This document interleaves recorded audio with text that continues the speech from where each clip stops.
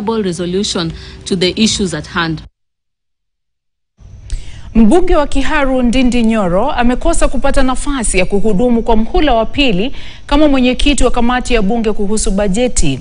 Kwa kauli moja, wabunge wa kamati hiyo walimchagua mbunge wa Alego Usonga Samuel Atandi kuchukua usukani kama mwenyekiti na naibu wake ni mbunge wa Endebess Robert Pukose.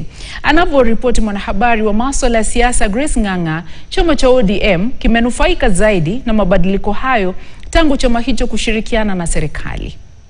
Siku moja baada ya mjadala mkali bungeni, wabunge wakimlaumu mbunge wa Kiharu Ndindi Nyoro kutokana na mapendeleo kwenye utoaji wa fedha akizingatia eneo lake juu ya mengine. An opportunity to serve in the Budget and Appropriations Committee of this House is not an opportunity to enrich yourself. It is not an opportunity to allocate resources to your constituency or your county or to those who you think are your friends above others. Can one county have an budget allocation of 12 billion shillings and a whole region has 60 million shillings, Mr. Speaker?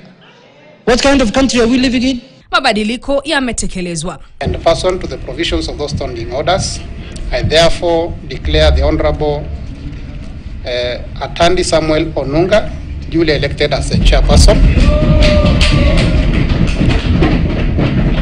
and further declare the Honorable Dr. Pukose Robert, CBS MP, as duly elected Vice Chairperson of the Budget and Appropriations Committee. Jumatano alipoteza nafasi hiyo ya mwenyekiti wa kamati ya bajeti. Nyoro ambaye hakuhudhuria mkutano huo wa uchaguzi alikosa kuwasilisha karatasi hitajika kugombea nafasi kwenye kamati hiyo, ikimpa mbunge Samuel Atandi nafasi ya kuchukua usukani kwani hakuwa na mgombea mwingine. Ishara labda hakutaka kiti hicho. Requires that members who are interested in the position of chairperson and vice chairperson shall fill forms that will have a second proposer and a seconder, and those forms to be submitted by 5 p.m.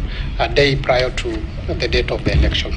Kimya cha mbunge Nyoro kipindi cha kumgatua Rigathi Gachagua kama naibu rais kimesemekana kuwa chanzo cha muungano wa Kenya Kwanza kuamua kumgatua mbunge huyo. Ila mbunge huyo pia mwaka jana alikashifu ongezeko la kuongezewa kwa kodi kwa Wakenya. Then why do we always then have to target higher than the actual of the last financial year, for example? Because we'll keep on reading a bloated budget, a budget that then we never ever for the last 10 years have been able to fund. Kamati zingine zilizochagua viongozi ni ile ya hesabu za umma PAC iliyokuwa chini ya waziri wa fedha John Mbadi wakati alipokuwa mbunge, ambayo ilionyesha mbunge wa Rarieda Otiende Amolo kivumbi baada kutimuliwa na mbunge wa Butere Tindi Mwale aliyemshinda kwa kura 3. Grace Nganga, KTN. Mtazamaji, rais anapo